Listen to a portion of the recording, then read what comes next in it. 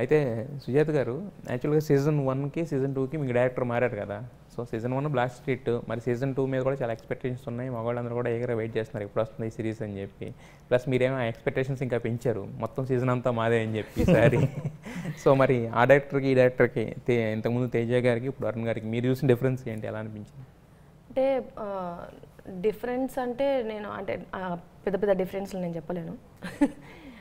నేను చూసింది ఏంటంటే తేజ అన్న నాకు ఫస్ట్ డైరెక్టర్ అండ్ సీజన్ దాంట్లో నాకు పరిచయమైన ఫస్ట్ పర్సన్ కూడా. అంటే స్క్రిప్ట్ వినడానికని వెళ్ళినప్పుడు కూడా నాకు పరిచయమైన ఫస్ట్ మనిషి దానే.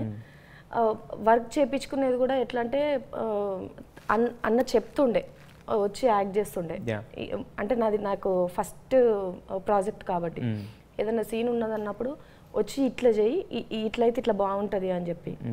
సో చేసేది ఇన్ కేస్ నాకు ఏదన్నా డైలాగ్స్ నేను ఓన్గా ఏదైనా మాట్లాడినా కూడా ఓకే ఇక్కడ వరకు బాగుంది, ఇంకా ఇంతకంటే ఇంకా ఎక్స్ట్రా అట్లా ఏమొద్దు, ఎక్స్ట్రా వద్దు, ఎక్స్ట్రాలు వేరు మళ్ళీ ఎక్స్ట్రా.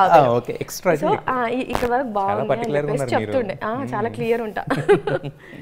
సో అన్న అని పిలిచినాను కాబట్టి ఆబ్వియస్లీ సెట్లో నన్ను అందరూ ఒక సిస్టర్ లాగానే చాలా ప్యాంపరింగ్ చేస్తుండే, నా అల్లరిని భరిస్తుండే. తేజ అన్న కూడా అంతే, అట్లనే చేస్తుండే. అరుణ్ అన్న మనకు సీజన్ 2 అప్పుడు మాకు డిస్కషన్స్ అవుతున్నప్పుడు డైరెక్టర్ చేంజ్ అయినారు, ఈసారి వేరే డైరెక్టర్ వస్తున్నారు అరుణ్ అని చెప్పేసి అన్నప్పుడు కొంచెం భయపడినా నేను. ఎందుకంటే సీజన్ 1 అంత హిట్ దాంట్లో ఉండింది కదా, మళ్ళీ కొత్త డైరెక్టర్ అంటున్నారు ఎట్లా తీస్తారో ఏంటో అని చెప్పేసి అనుకున్నాను.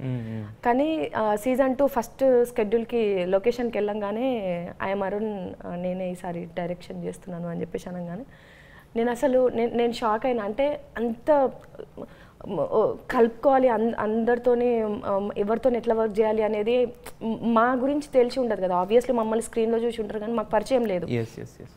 దగ్గర వచ్చి అట్లా మాట్లాడుతుంటే నాకు చాలా అంటే చాలా రెస్పెక్ట్ అనిపించింది, చాలా మంచిగా అనిపించింది. ఇంకా ఆ రోజు నుంచి కూడా స్టోరీ డిస్కషన్లో ఏదైనా ఉన్నది అని అంటే సైడ్కి పిలిచైనా సరే ఈ లైన్ ఇట్లుందమ్మా, దీనికి నువ్వు ఎంత యాడ్ చేసుకున్నా పర్లేదు, మీరు చేయండి, ఎంతవరకు కావాలో మేము అక్కడి వరకు మేము చెప్పగలుగుతాము అని చెప్పేసి ఫ్రీ హ్యాండ్ ఇచ్చినారు. తేజ అన్న సేమ్ ఫ్రీ హ్యాండే ఇచ్చినారు, అరుణ్ అన్న ఫ్రీ హ్యాండే ఇచ్చినారు. అంటే నాకు అరుణ్ అన్నను కూడా అన్ననే పిలిచిన కాబట్టి నాకు ఇద్దరు మనుషులు ప్యాంపరింగ్ చేస్తున్నట్టు ఇట్లనే చేయాలి అని చెప్పేసి అన్నట్టుగా చేస్తుండే, కానీ ఎవరి దగ్గర హార్డ్గా బిహేవ్ చేయడము, ఇట్లనే ఉండాలి అట్లనే చేయాలి అనేది మాత్రం ఏది లేకుండే. సో చాలా కంఫర్ట్గా వర్క్ చేసుకున్నాను.